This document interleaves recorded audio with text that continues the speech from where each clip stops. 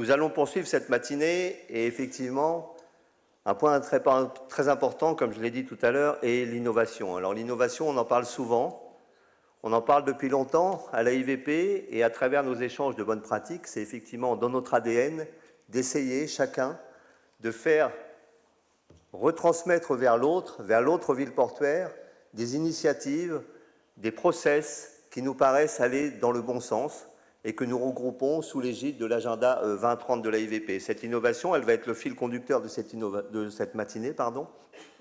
Et donc j'ai le plaisir d'appeler à cette tribune Madame Isabelle Isabelle du port de Lisbonne, qui va nous présenter effectivement l'initiative qui est prise ici à travers un campus économie bleue pour développer l'innovation en prévision de tous ces défis qui seront lancés à Nice. Panels this morning to look at innovation in port cities and to address climate change. So I want to ask all of our speakers to come up. So we have Isabel Ramos, have a seat, Executive Board Member from the Port of Lisbon, who has the role of guiding port and strategy and technology, and Ruben Aris, Secretary General of Forum Ocean. We also are going to be joined this morning by two startups, and I'd like to ask them to also come up to the stage. Wincredible, Philip Fernandez, and Deep Neuronic, Gabriela Martinez. Good morning, Minister, President. We decided together that we're not going to do a presentation, but to show a presentation and discuss around the presentation. For Geraldine to be a great moderator, she will probably, I think it's better also for us to discuss. So meanwhile, I put a pointer in the blue economy challenges. Should I point here? Yeah. Now it's the points that we are going to start. We're going to talk about the potential of the blue economy, the key port opportunities and challenges for the future. What will be the Port of Lisbon strategy concerning the horizon of 2030? Our action plan with Forum Oceano and why we are here with those startups. And then we maybe give the floor to the startups, obviously, to discuss it. We're going to talk about our program that we, in partnership, Port of Lisbon with Forum Oceano, have arisen this year. And then talk to finish some future projects that we are now starting and kicking off at the end of this year. So maybe with the blue economy, the potential of blue economy, I will leave the floor to Ruben to talk about what is the potential inside the port activities that we have. I think everyone knows, for those that studied the blue economy, the maritime sector is huge. It's 50% of the contribution of the economic impact, and with the cluster, the Portuguese cluster of blue economy, we are trying to rearrange, to build partnerships inside the ecosystem to bring innovation inside. And obviously we are talking about a sustainable transition, so we are discussing with the old ecosystem, and we count on Forum Oceano to help us to bring the ports of Lisbon and also the port of Setúbal inside the ecosystem. What are the key port decarbonization opportunities that we have? I can't see it from here. We have the renewable energy, electric fuel cell opportunities, the electric vessel charging infrastructure, as you know, the onshore power supply, the floating nearshore renewable energy sources. Sorry? Yeah, it's too small. Huh? No, not like this, it's better. And we have all the value chain optimization of logistics and operations. this is part of the supply chain of the port, but there's a lot to build around the port area: biodiversity, water treatment, and all the territory must obviously, for us, as we know, as port agents and port operators, we have to go green. So there's a lot of things to do. In that sense, the key port challenges are to increase efficiency, but with sustainability inside as a dimension. The modern and sustainable equipments, the improve of gate movements, the improve of port-city relation, that's why we are here, the increase of intermodality to change the modal shift and use of renewable energies. In that sense, we know there are emerging technologies. We all are studying it. We all are trying and testing. That's why we have Deep Neuronic here with us. And we all want in the future to be a smart and port city intelligent ecosystems. Our strategic goals for 2030 is, in fact, expand the interland and reinforce efficiency and intermodality, develop a blue economy international cluster. That's why we are here, and in that sense, yesterday we've shown the project of Ocean Campus. As you know, it's our project to build, reinforce, and internationalize our blue economy, and to be a position inside the blue ecosystem in all the world. In that sense, we also are developing a green and intelligent, trying to develop a green and intelligent and resilient port ecosystem with some of the projects that we are going to discuss in this room, and reinforce, obviously, the port city and the relation with our communities. And obviously reinforce the international position in the tourism industry, since we have nautical segment, we have the cruise industry inside the Lisbon and suitable ports. Our action plan, that's where we are now, is to promote the Port of Lisbon in the blue innovation ecosystem. And ASPBAN, for those who don't know, it's a project, a European project that was led by Forum Oceano. Then I'll leave the floor to Ruben to explain, and maybe we set in this slide to develop, if you agree.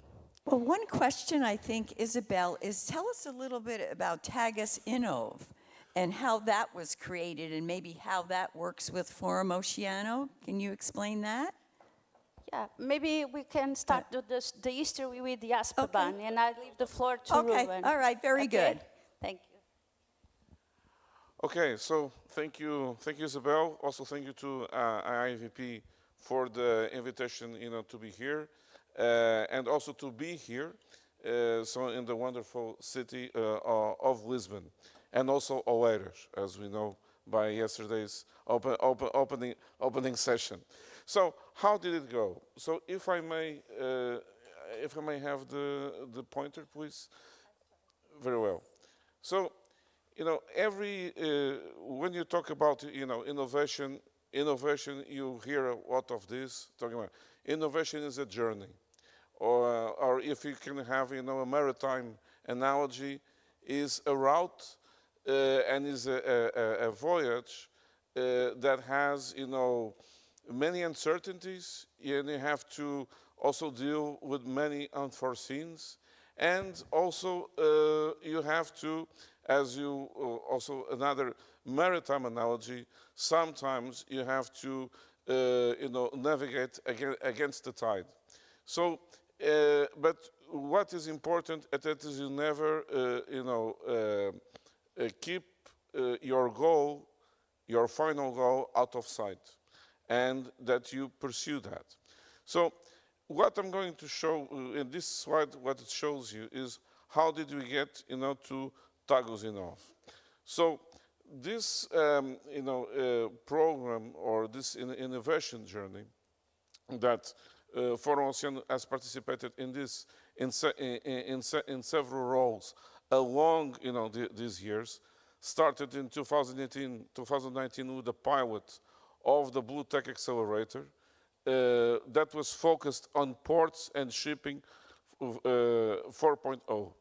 At that time, there was a very big focus in the bio dimension of the blue economy.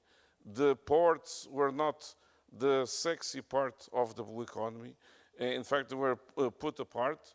But what we did at the time is to pull, the ports and the shipping into, innovation activities. What was the result that we had then? We had 80 startup applications and 10 startups that were winners, not with prizes, but with business deals. And this is the Open Innovation Program. That is the differentiation that we did this with our member BTI, is to design programs that do not give, monetary prizes, but give what is needed for a company, a business deal, so a contract, so that they can do the pilot and implement their technologies. So this experience was good, so it was fine. And then we, with an opportunity of financing from the European Commission of and the first program was financed by the EA grants of Norway, plus, a co-financing by 5, companies, including 2 ports at the time. Port of Lisbon was the one port, the port of Lisbon. Then in 2020, 2022, during the COVID time, we managed to get the financing for a consortium in the European Fisheries Instrument from the European Commission.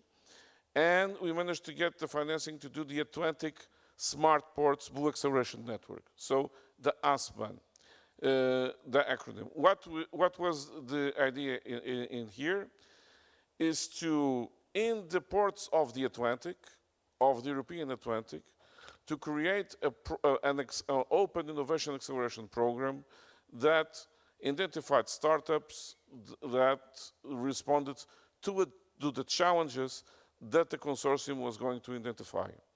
So we were able to involve 40 ports in this actively, from Portugal, Spain, France, Netherlands, Ireland, and Ireland. And what were the main keys when objectives? We were able to engage 400 startup applications, and then we, through a series of pitches, selection phases, we got to have 10 startup winners with 20 pilots in 10 ports of the Atlantic. One of those ports was the Port of Lisbon. And one of those startups that won that and initiated its journey was Windcredible. And you can say, but Windcredible is Portuguese. Well, it is Portuguese, but it went through a very tough competition to get where it's at now. Also, we involved investment funds in this process. So in the boot camp where the Port of Lisbon participated in January 2022, there was also 10 investment funds that were there. And the startups that participated in there, either they got a deal with the ports, either they got a deal with the investment fund, or both. And you can check this out at the Abazul Deal Room platform that is managed by Fórum Oceano. You have the list of the ASBAN startups in there, and you can see what is their market value at the moment. One of them broke, the other 39 are thriving. Then we moved, then we said, the Port of Lisbon was, convinced of the virtues of this approach and said, well, Isabel said, well, let's do another step. We have to make an open innovation program and a innovation program in the Port of Lisbon. And I said, yes, finally, We're going to do, an acceleration program in the port of my city. Fantastic. It was, it was not easy. We have to overcome a series of obstacles, especially in terms of culture. And this is the key point. And to openly, say it's a question of mentality and culture of work inside the ports. But as a Portuguese poet said, it was, by the way, Fernando Pessoa. In the English, I will try to say, first, it's strange, and then you have it all inside you. So first, it looks very strange to you, but then you taste it, and you want to do it again, and you want more. And this was, the situation with the Tagozinov. What we did this under the Portugal Blue Digital Hub program. So we focused in digital solutions that solved, many of the problems that and the challenges that were identified in the Port of Lisbon. So Portugal Blue Digital Hub is a program financed also by the European Commission. It's a digital innovation hub focused in promoting digital solutions for blue economy. It's going also to be presented this afternoon here at AIVP conference. What was the results? 100 startup applications. It was done this year in 1 month. And we had then four startup winners, 4 pilots, 2 of them that are here that are going to be presented by Isabel. What we're going to do more is, to catalyze these results by, the programs that are in here, the Abazul, the Innovation Systems, Abazul Portugal, that also Lisbon is a part of, and is involving also, will involve the Port of Lisbon, and also further initiatives and acceleration programs of the Portugal Digital Hub. And if I may, I would just also bring you the attention to this, I will say, data that we have here. These 2 graphs come from the Hub Azul Deal Room platform that you can access for free. It's the platform that is managed by Fórum Oceano under the Hub Azul Innovation Ecosystem program initiative that we have. And this, so the bigger the square, the bigger the investment. And this shows what are the VC, so venture capital trends, all that are of the investment funds that are listed in the platform. So we have about 1,700 investment funds listed and 1,600,000 startups listed, among other actors like ports, universities, experts, and so on. So when you look at 2022, shipping and ports was driving a lot of the investment in those technologies that are there. When you move to 2024, what do you see? You see a growth of the blue tech and ocean observation, so AI and drones and robotics. Shipping and ports are still, the third largest investment in place, wastewater management, and then the other sectors. But what do you see in common in there? All of these activities need what? Ports. And ports are the main interface and the main innovation hubs for all these activities. So the activities of ports go much more beyond cargo and people handling. In this, they are, now at this cycle that we are engines of a new economy, of the new blue economy. So if you get this QR code over here, you can, access the Blue Economy Guide. So it's the first, digital Blue Economy Guide that is done and accessible. It's, updated with the latest data of the platform for you, to get to know these trends. And this is also the data and the information that we are having for doing this, initiative with the Port of Lisbon, that I hope that inside the AIVP, we can probably we could do, and here's the proposal, a joint initiative with this approach. And instead of presenting 2 startups, why don't we present 20 or 30 startups that are being, catalyzed and accelerated by ports that are members of AIVP, and AIVP be perceptioned and put its name as the beacon of innovation in blue economy. I think that could be a good challenge. So, you're very enthusiastic, and I concur with your idea that we can bring all the ports together that have a interest in the blue economy. But at this time, and actually we have a very limited time for this panel, 25 minutes, so I want to go right to Win Credible. And I have to tell you that I first learned of Win Credible when I was reading an AIVP newsletter. And it was talking, there was an item there about the urban windmill, and that piqued my interest. And I went on the website, and I'm like, oh, I can buy an urban windmill for my yard. And so, Fernando, why don't you tell us a little bit about your company, how you got started, and what this organization, the Port and Forum Oceano did to help you.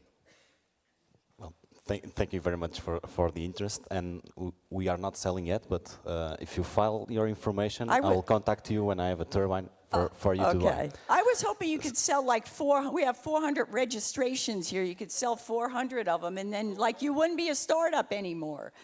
So exactly, this is why we are here. We are Win Credible, we are building small wind turbines for urban application. The goal is to have a decentralized source of wind energy to complement not only solar systems that are implemented locally, but also the future of storage. So the goal is to have a scalable product. We are designing for different needs, different client profiles. What we see in our company is that port infrastructure, blue economy is one of our ideal customers, especially because they have the most important resource for us, which is the wind. And now, in terms of energy consumption, it's also increasing. Our company started with me and Antonio, my co-founder. Today, we are 4 founders and 1 extra collaborator. It really started to figuring out, understand what are the barriers entering the small wind turbine market. Why are people not buying them? Find out the solutions, improve the existing design that we have, and the goal is to have a very accessible product, high efficiency, that can bring returns and reduce the cost of the clients. And the kickstart of this partnership really was together the participation in Lisbon. Forum Oceano provided us with a very interesting bootcamp and allowed the opportunity to meet not just 1 but several other ports. Today we are talking also with them, for example, Port of Bilbao, just visited them last week. But really the relationship with Port of Lisbon started there. And those who can find the pictures online, we started with a very little small turbine that Nelson developed during his PhD, and they did believe us and supported us, still are supporting us to implement, test, validate our turbine. So today, if you go to VTS Tower, you will not find it. One of the reasons in the past meeting that we had, I stated that Port of Lisbon was a challenging client, and today I am 100% sure that I was right. For those of you who don't know, just last weekend, we had a very huge storm in Lisbon, and I'm very happy that the turbine survived. At least 4 out of 5 blades survived the crash. Today it gives us the motivation, show us where we failed to improve for the final goal to bring this product to market. So we're really thankful for Port of Lisbon to believing in us from the start. It's also important to mention this is about people. So when we say Port of Lisbon, it is in fact a couple of very important people who believe in the innovation and the support not only local economy, we are building this in Portugal, but also the sustainability purpose of our equipment. And we see, again, port infrastructure electrifying their yards, electrifying small vessels, also the provision of shore power, the demands are there. So I think it's very fortunate for ports to realize this and find solutions that can really solve their problem. Thank you. I look forward to having my personal wind turbine in my yard. Thank you so much. Okay, so Gabriella, tell us about Deep Neuronic.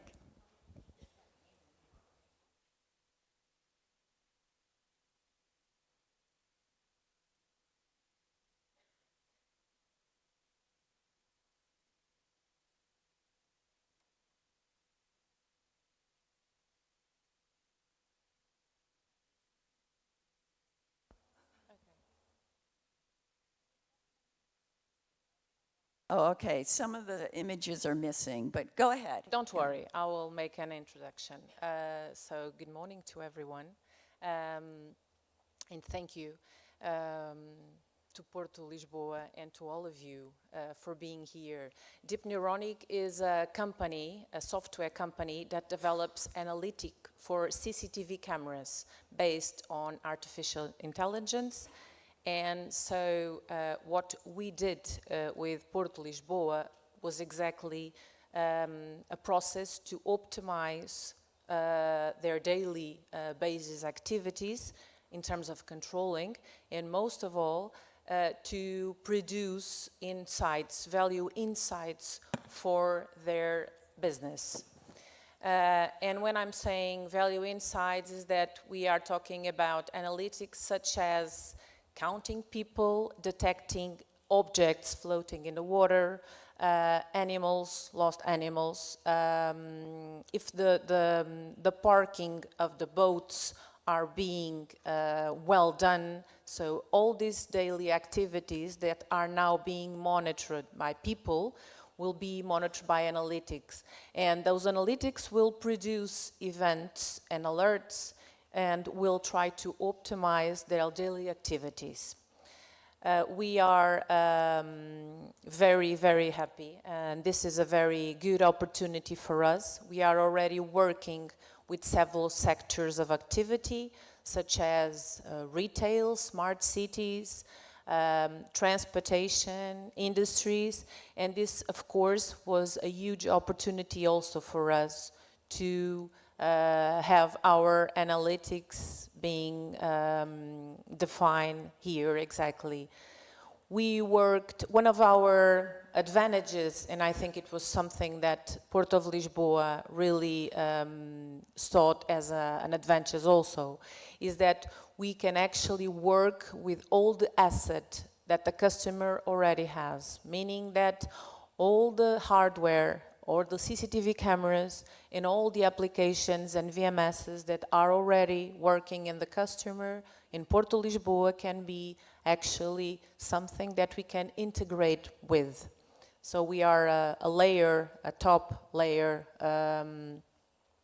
analytics on top of everything that is already existing and work. Since we are all this market and all our analytic is very dynamic, this means that we will be very close to Porto Lisboa in order to design a roadmap for the future and to be able to adapt our analytics and our development also to their needs.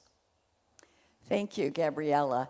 We only have about 2 minutes left, and I'd like to wrap up with kind of asking you, Ruben, you and I had a conversation about how can we connect all of the ports, you know, around the globe that have an interest in the blue economy or that are doing something in the blue economy.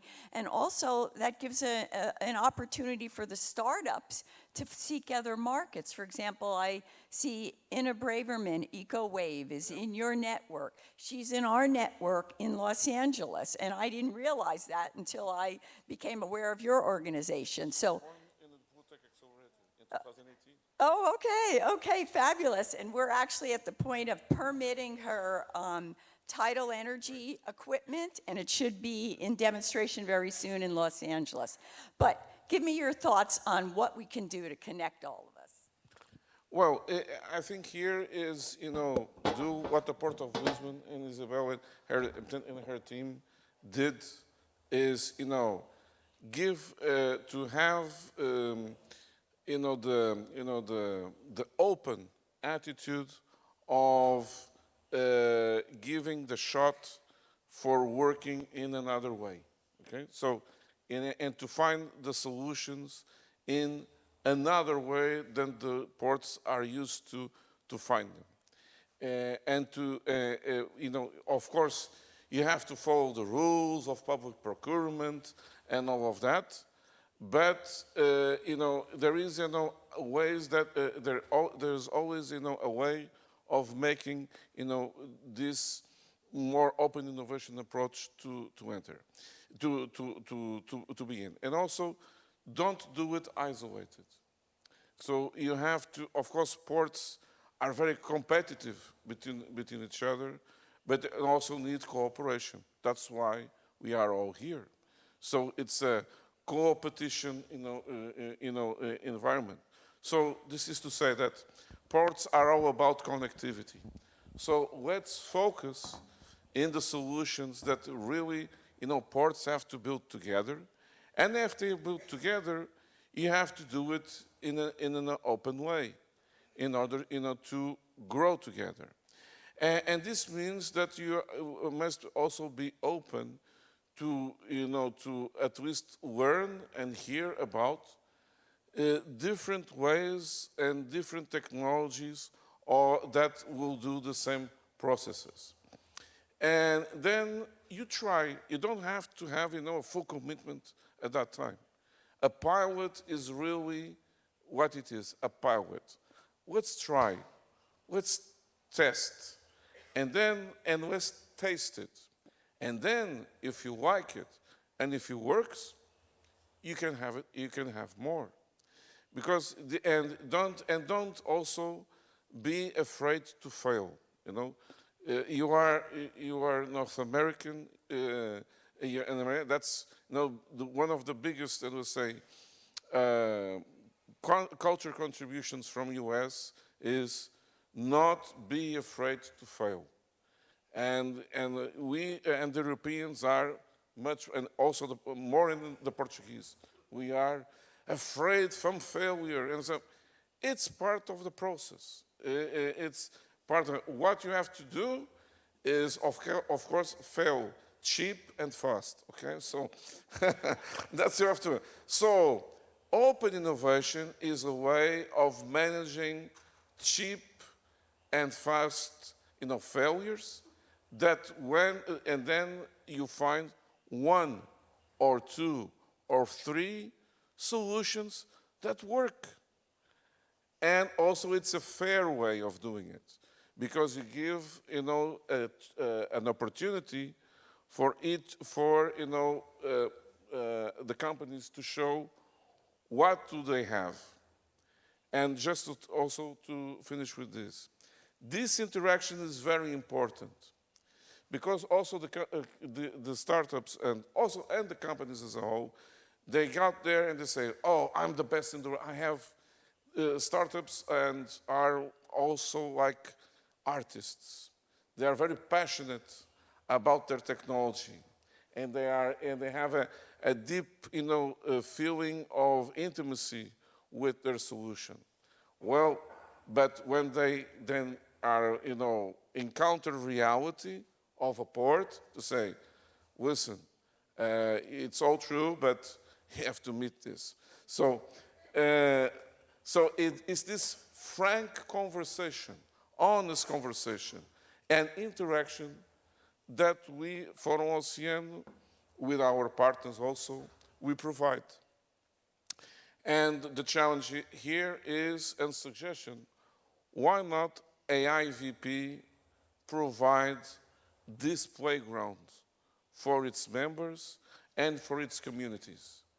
This will have a huge impact in the cities where ports are in, especially the urban ports, because then you also, engage and be the playground and the engines for new solutions. And of course, we are available to help on that with the Port of Lisbon. And AIVP, exactly. This is the forum where we can share those successes and the failures as well, so other groups don't have to repeat the same mistake.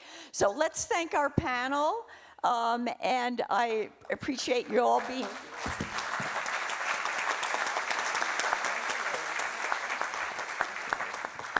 I'd like to now invite up our second panel members to come forward.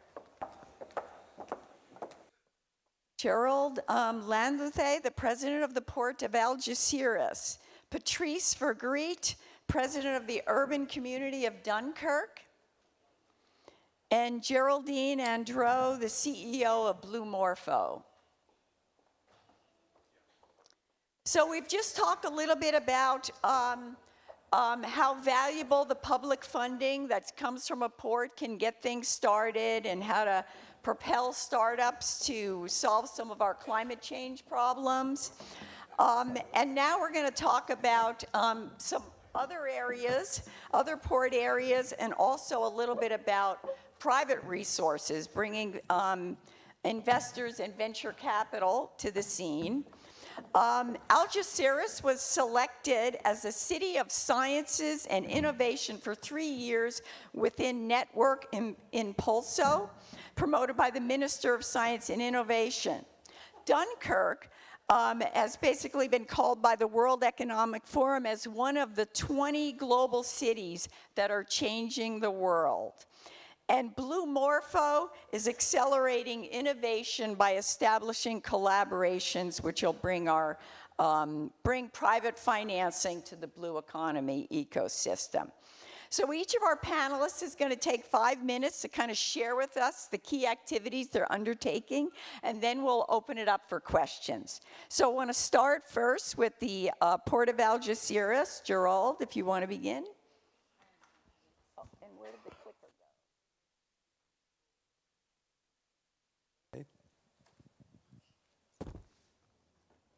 Thank you very much, Geraldine.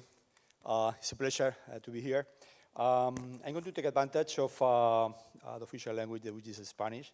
I'm going to address personally in Spanish. También aprovechar y agradecer no solo la invitación de la AIVP y también pues la hospitalidad de Lisboa, que nos acoge en esta magnífica jornada de trabajo. Para nosotros es importante entender las relaciones puerto-ciudad también enmarcadas en un entorno geoeconómico y geopolítico en el cual pues, venimos realizando nuestra actividad. Y en ese sentido pues, me gustaría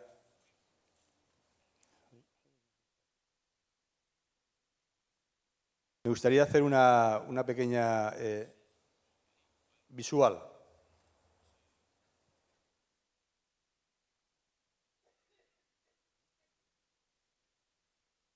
Gracias. Esta es la bahía de Algeciras, donde bueno, se encuentran el mar Mediterráneo y el océano Atlántico. Como comentaba anteriormente, nos encontramos en un entorno geoeconómico y geopolítico importantísimo.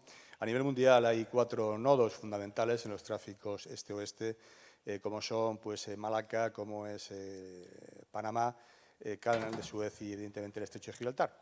Nosotros estamos en ese entorno, un entorno geoestratégico a nivel internacional y donde visualizamos, comentaba también el anterior panelista, un espacio estratégico donde se dan posibilidades para la competencia, evidentemente, pero también especialmente para la colaboración y también la complementariedad. Y en ese sentido, pues el estrecho bueno, representa perfectamente esa filosofía. En este sentido, pues, conjuntamente entre las dos orillas estamos movilizando los diferentes actores que estamos en el estrecho, que están aquí reflejados en esta imagen, pues unas 225 millones de toneladas. Son tráficos importantes. Y en ese sentido, no solo en ese tráfico este-oeste, sino especialmente me quiero referir al norte-sur y al sur-norte. Y en ese sentido, pues hay dos actores principales. El sistema portuario español está gestionado por 28 autoridades portuarias que, a su vez, gestionan 46 puertos de interés general. Nosotros, con el puerto de Algeciras, gestionamos el puerto de Algeciras y el puerto de Tarifa.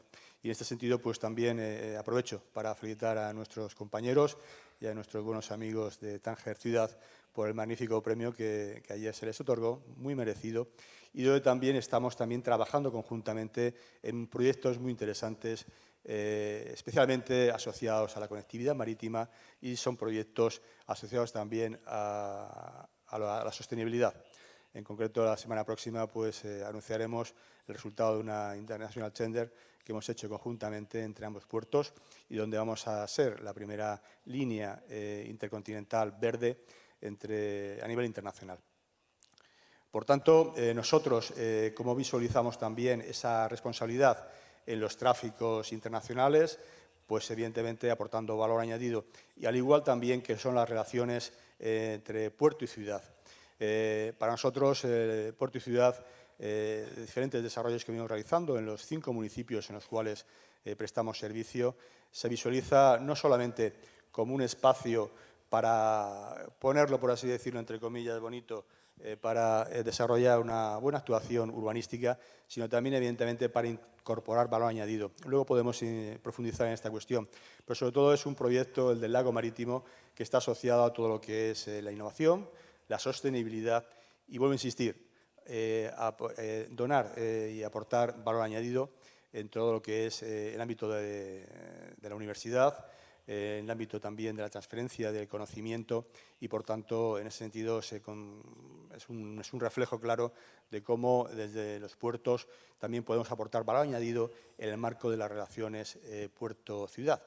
Y en ese sentido, pues, por tanto, nosotros venimos trabajando de una forma también colaborativa con un nuevo concepto de gobernanza a la hora de desarrollar este proyecto y donde venimos trabajando diferentes administraciones, tanto lo que es la administración local, la regional y también la propia autoridad portuaria, con un proyecto conjunto, con un proyecto común, donde realmente estamos aunando esfuerzos por esa visión de proyecto conjunto. Por tanto, para nosotros, vuelvo a insistir, es fundamental incorporar valor añadido a lo que son las relaciones puerto-ciudad y, por tanto, trabajar de una forma coordinada con nuestros stakeholders para realmente pues, llevar a buen puerto esta iniciativa.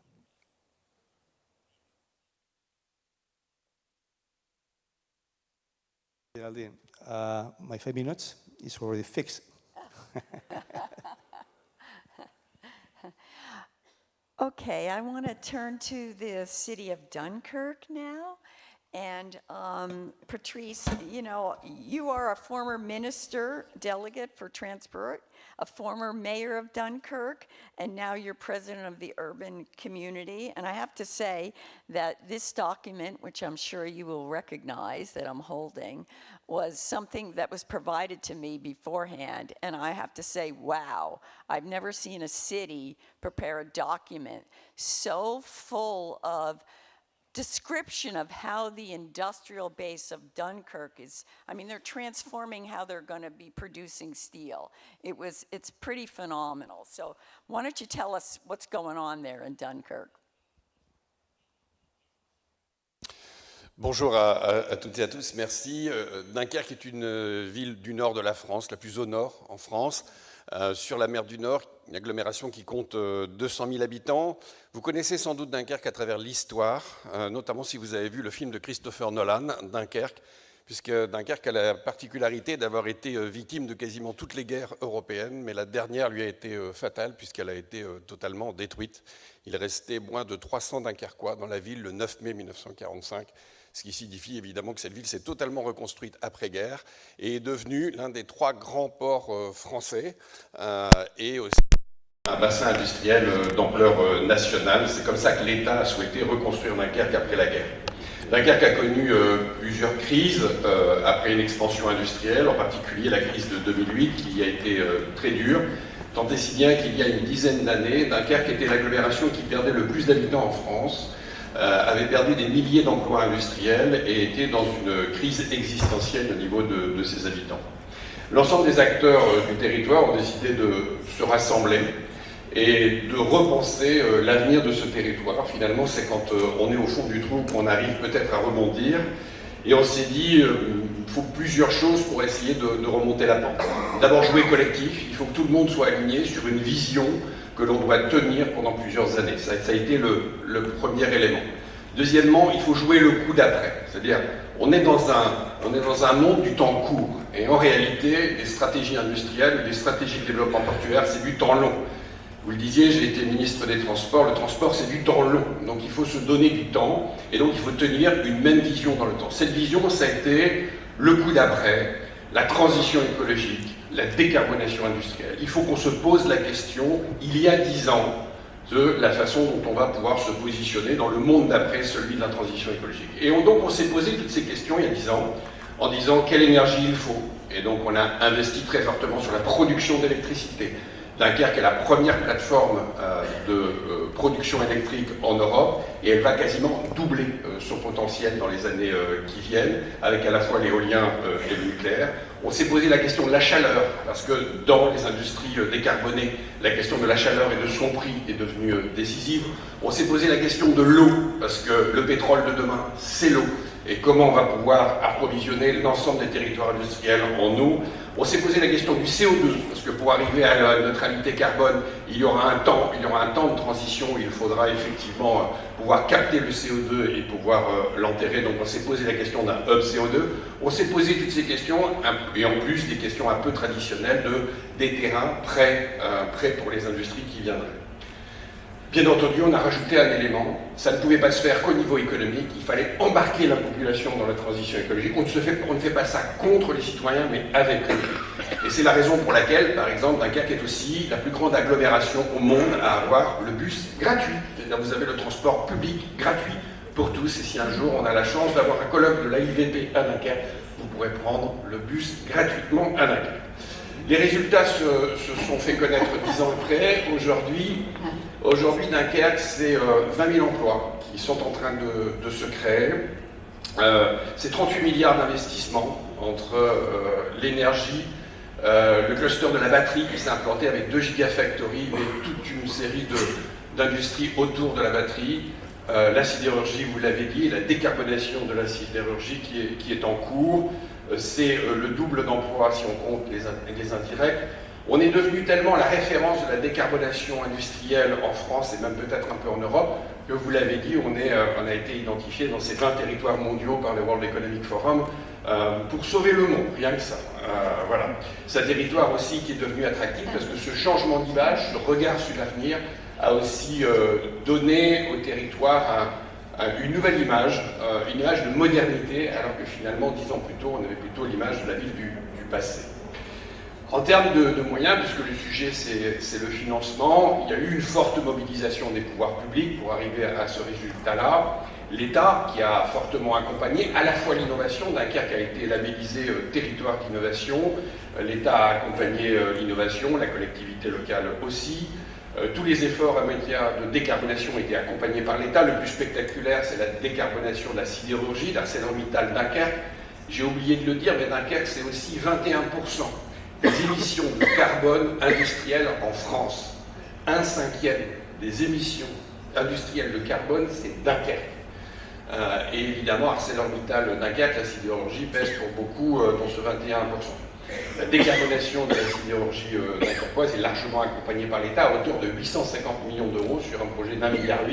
Donc, ce qui montre aussi l'impact des collectivités publiques dans l'accompagnement de ce projet de décarbonation industrielle.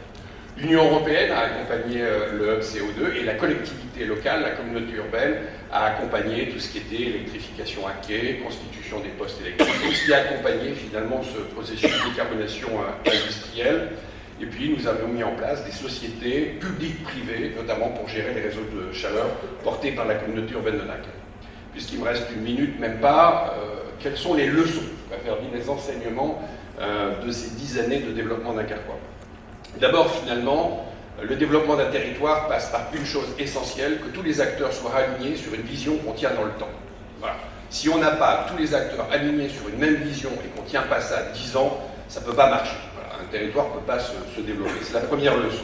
Et ça, tenir la question de la transition écologique dans un contexte international où il y a parfois des doutes sur la transition écologique, c'est pas toujours simple, sauf que c'est un impératif. La question de l'électricité, de l'énergie et son prix est un élément essentiel du développement industriel et du développement portuaire de demain. La question de la chaleur, de l'eau, évidemment. La diversification. Un port, c'est à la fois l'industrie et à la fois le conteneur et la logistique. Et c'est en tenant les deux et en tenant la diversification qu'on a réussi effectivement à pouvoir se développer. Dernier élément, on ne fait pas un port ou une économie locale sans embarquer sa population sur le même objectif qu'on fixe à l'économie. Et ça, c'est un élément aussi. Si vous jouez la transition écologique, il faut penser à changer la société pour qu'elle soit compatible avec la transition écologique. Je vous remercie.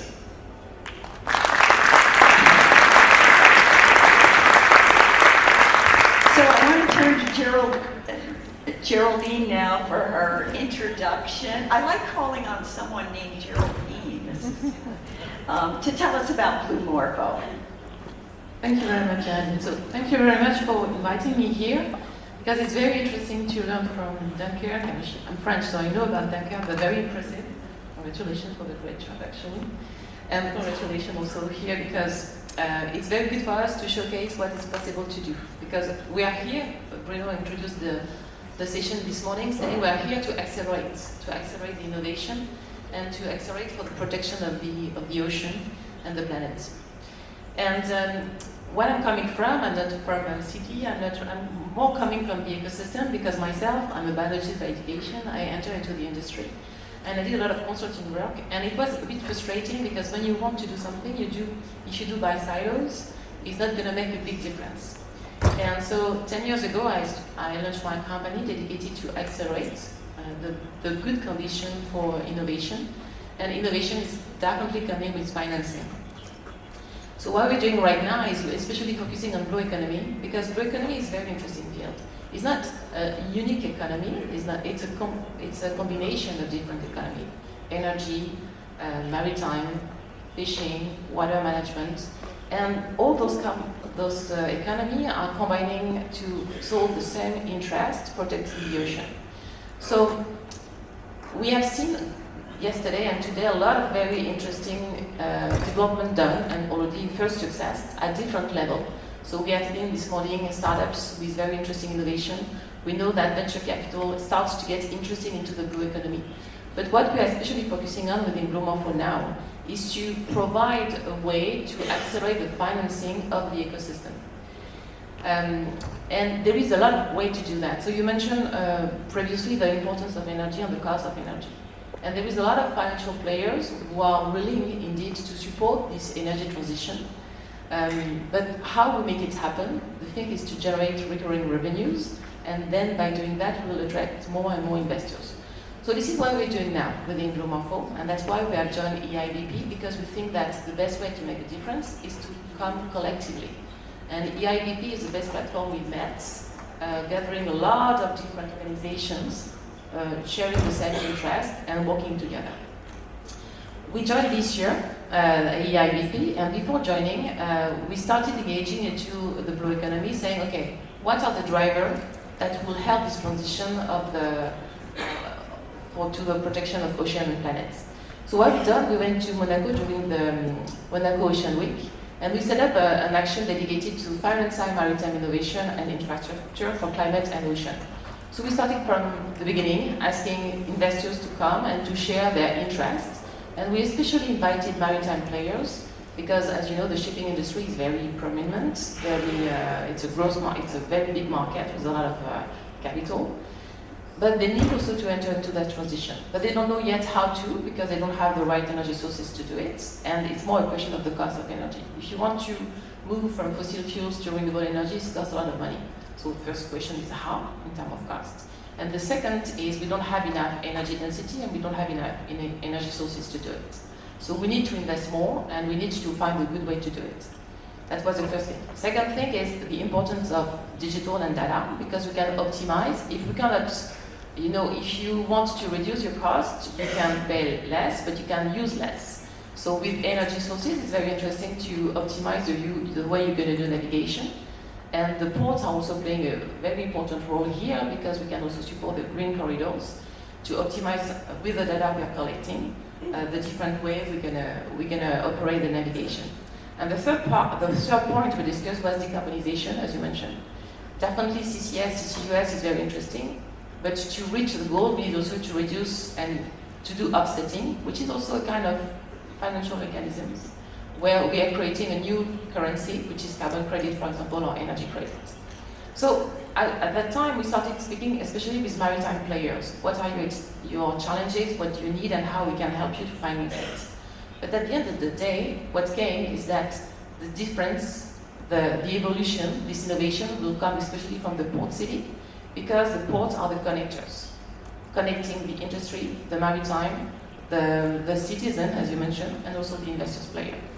So what we are doing now, actually, is to engage with all those different investors to take some different cases of cities like Dunkirk, could be a very good one, just to showcase what has been done, to showcase some success of results, and also to showcase that it's a possibility to further finance this transition and accelerate the movement. But I want also to pay the attention to something very important to me, is that investors are really looking to have the good deals. So good deals mean recurring revenue, profitability, but also now what we need is to show the impact. Because if we started developing, for example, the new energy sources in the place, but that impact the biodiversity, because, for example, of heat problems, then we will lose the investors, because they will be scared about greenwashing. So that's where also everything we do in the port city level, with the data collection, and I've seen a lot of data center and AI center around, which is very good.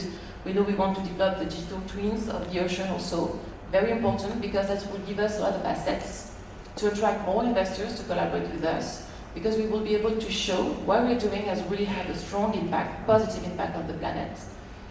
The data is also very interesting because we can address and track value. When you want, at the end of the day, we want to develop an economy, right? We need to make sure that we are going toward the eco-transition, not because we have to, not because of regulation, not because of taxes, but because it's the good way to do. We're gonna be able to generate new value for it. So with the data, we have also a way to do that, and especially there is some models that we can discuss further to engage the citizen into this, because they're going to have the right behavior. That we can distribute the value we are going to generate in a kind of sharing economy, which is something new but very valuable. So that's what we're doing now, and just also for you to know, during the UNOC and just before the UNOC with AIVP, we had decided to launch a day, the 6th of June, where we will engage investors, innovators, AIVP members, to showcase what has been done already, to speak with investors about what is possible to do, what else we need to do, to consider sustainable finance, to consider also blended finance, to accelerate the transition, and to come as Port City and AIVP with very concrete results already achieved and very concrete solutions to offer to the UNOC. So thank you, all of you, for your introductions. Let's go into some Q&A and discussions. Gerald, I want to start with you. When you and I spoke before, you mentioned your Fortress project, 2% fund. I'm not sure you had a chance to really get into that. Can you kind of describe that project and that financing mechanism? Sí, en el sentido de financiación de los proyectos de Puerto Ciudad, por una parte tenemos la fórmula de, bueno, cada administración, como hemos visto en el proyecto de lo marítimo, aporta, se define un proyecto global y cada uno, lógicamente, se acota su actuación específica y asume, por así decirlo, su financiación propia. Y luego también hay un mecanismo en el sistema portuario español que le llamamos 2%, 2% cultural. Y básicamente de lo que consiste es que de todas las obras públicas que tenemos que realizar los puertos en concreto y la administración pública en general, obras que sean superiores a los 600.000 euros, se aporta un 2% a un fondo conjunto, un fondo común a nivel nacional, que luego sirve en función a una serie de parámetros definir y establecer y ayudar también para la financiación de ciertas iniciativas que evidentemente no tienen una aplicación práctica en lo que es nuestro día a día como explotación portuaria. Y en ese sentido, nosotros venimos realizando también una serie de actuaciones muy encaminadas a la optimización de esa vía también de financiación, de ese 2% cultural que llamamos, y es básicamente los bienes de interés cultural que están calificados como BIC y que se encuentran dentro de lo que es el dominio público portuario. Como hemos comentado anteriormente, nuestra actividad se desarrolla en 5 municipios del Arco de la Bahía y también en el puerto de Tarifa, y por tanto he comentado anteriormente en esa visual del estrecho, porque el estrecho no solo es un nexo marítimo portuario de gran actividad y riqueza desde el punto de vista de actividad económica, sino también tiene un legado histórico, tiene un legado cultural de enorme importancia entre las dos orillas del estrecho. Por tanto, esa serie de iniciativas, esa serie de proyectos son los que estamos poniendo en valor. Específicamente, tenemos también proyectos, como he comentado, que se denominan como BIC, y donde nosotros estamos también realizando un ejercicio de responsabilidad, no solo financiando, sino también poniéndonos en valor para también el uso y disfrute de los ciudadanos, porque es muy importante también conocer esa cultura y también, por tanto, apoyarlas en ese ejercicio de responsabilidad social corporativa que venimos también impulsando en el puerto de Algeciras y también en el conjunto de los puertos españoles. The cultural and heritage and financing the improvements to older facilities that are of historic significance is always an issue in terms of how do you get the money for that. So that seems like you've come up with a great solution for that. So Patrice, you mentioned that Dunkirk, free public transport. And we heard yesterday in Lisbon, they also have free public transport, I guess, for younger people and maybe older people. And most public transit systems have to be subsidized. They generally don't make enough money. But I'm wondering, how did you finance free public transport? C'est la question magique. Okay, share your magic. En France, nous avons un système de financement du transport public qui repose sur une taxe qui s'appelle le versement mobilité, qui correspond à un pourcentage de la masse salariale payée par les entreprises de plus de 11 salariés. Et donc, avec le développement du territoire, et notamment le développement industriel avec des grands groupes industriels qui arrivent, évidemment, cette taxe va nous permettre d'augmenter les recettes. Mais la gratuité au départ, en 2018, a été financée sur la base d'une économie, tout simplement. C'est-à-dire que finalement, on s'est aperçu que la recette que nous avions des billets et des abonnements n'était pas si élevée que ça.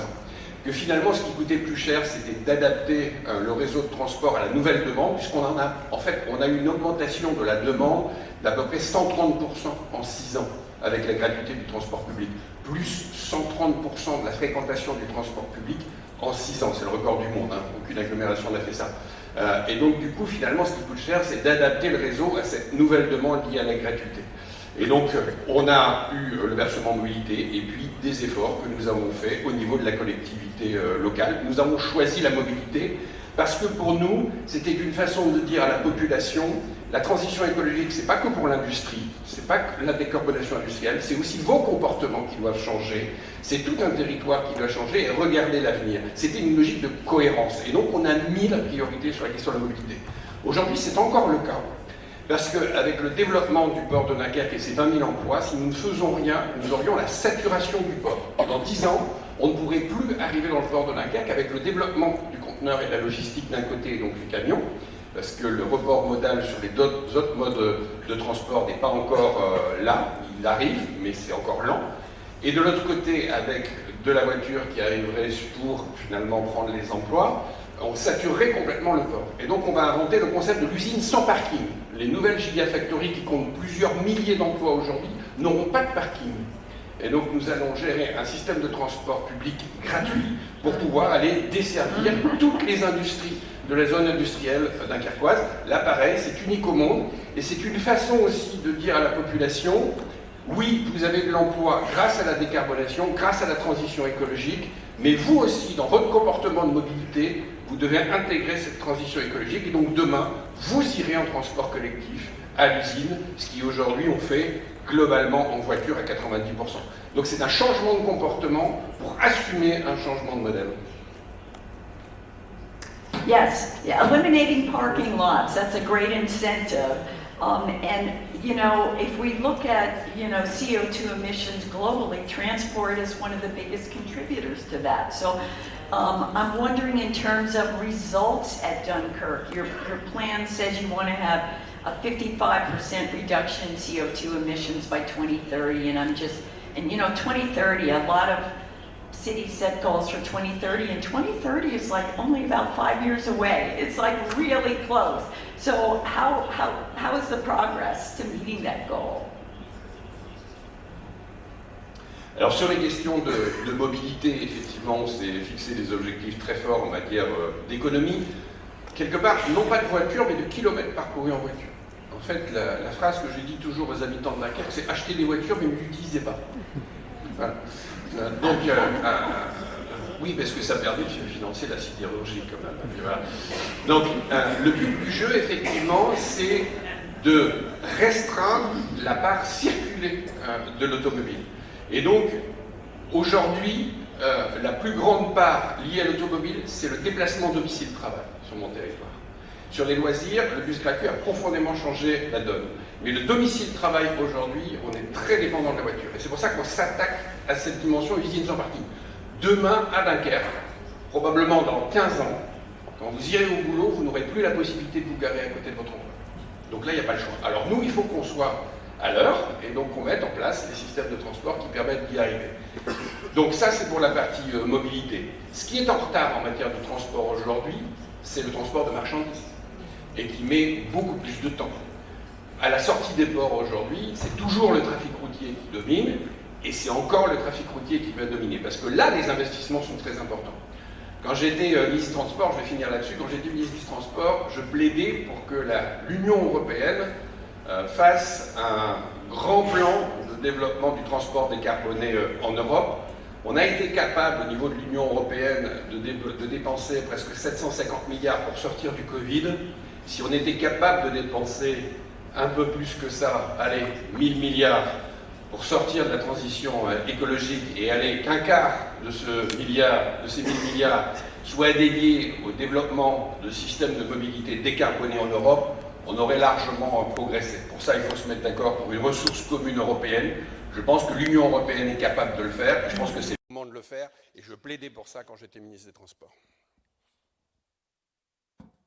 And so I guess the answer is yes, you feel comfortable you're going to make the 2030 goal.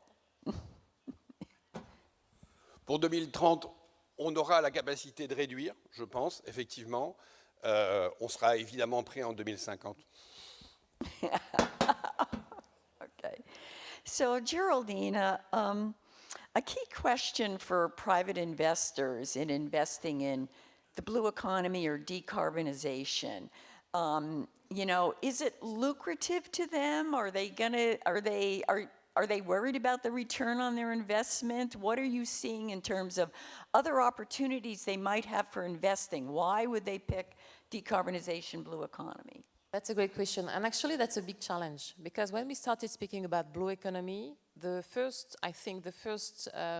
cases we show was, for example, the protection of the sea or coral reef preservation, which is very difficult to generate and to prove the economic impact. That's why if we really look at this holistic approach, considering a port, but the port has also some protection for the biodiversity, you know, plugged into the action of the port, that makes a big difference because the port has directly an economic actions, so we can generate revenues. And that's a big issue right now, indeed, because you're totally right. When we speak about blue economy and financing the eco-transition, most of the time we go to public financing, and public financing has to do something, obviously.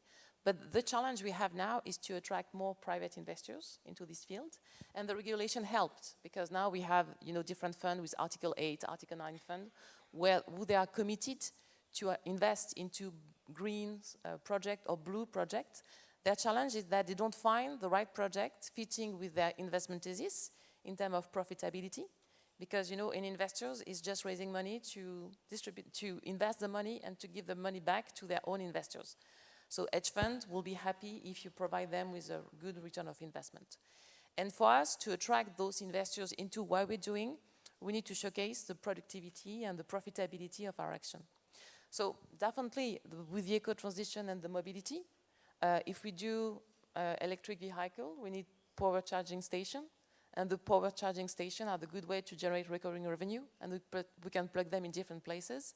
So it's a good way to generate new revenues compared to fossil fuels as well. And that's something that, for example, a city can really generate as new revenue for the city. So that will make the city more also appealing for private investors, or maybe some different company that you will create for that, because it might be difficult for an investor to invest directly into public. But we have some new mechanisms that we need to create. What I can tell is that working with private investors, they're also very creative. So we have seen that, for example, when we started developing sustainable finance, this is a bit of creativity as well. So there is a real good way, and I'm very confident on that showcasing what those great port city has already developed, we can raise the interest of private investors, and they will offer some suggestions also, or mechanisms where they can plug in, they can invest, and for us also to adapt the business model. Because at the end of the day, when we speak about innovation, it's not only about technology, it's a lot about business model. How are we going to generate new revenues that will be recurring revenues and that will please everybody? So in the example of the mobility, it's true that, for example, if I'm rewarded because I take the bus or the train and I get some value from it, I will do it better. And so this is this is something that startups can support, but the startup collaborating on this will get some money from investors. The city will have the support for the mobility, and then we can also plug more electric vehicle and power charger around the city, will make new revenues. So for investors, it's good to have an holistic approach. And just to conclude on that, the other challenge we have is that each investor has his own investment thesis and his own mechanisms. So we need to bring them all together. And I'm sure that when you invest and when you have financiers, for example, Dunkirk, you have a different profile of investors. So we need also to orchestrate a bit those different investors. And again, AIVP is a great platform. So we want also to engage more investors, to showcase what we're doing here, to learn. And when we were in Monaco in March this year, a lot of investors came back to us and thanked us because they didn't know anything about maritime.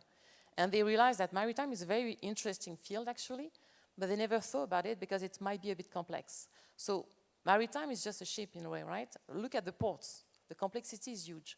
So we need also to educate them and simplify through the actions we are doing. I can imagine when you talk to investors and you mention a lot of them blue economy, they probably ask, well, what is that? Do you have an example of maybe a particular company that you were able to secure investment and, like a success story to share? So actually, the definition of blue economy, that's very interesting.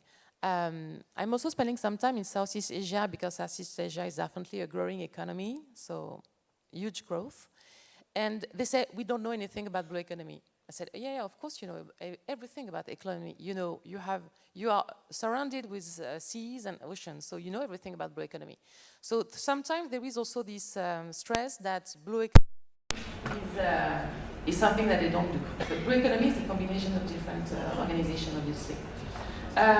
In terms of, I want to go back to the question of data, because also I think we don't speak too much enough about that.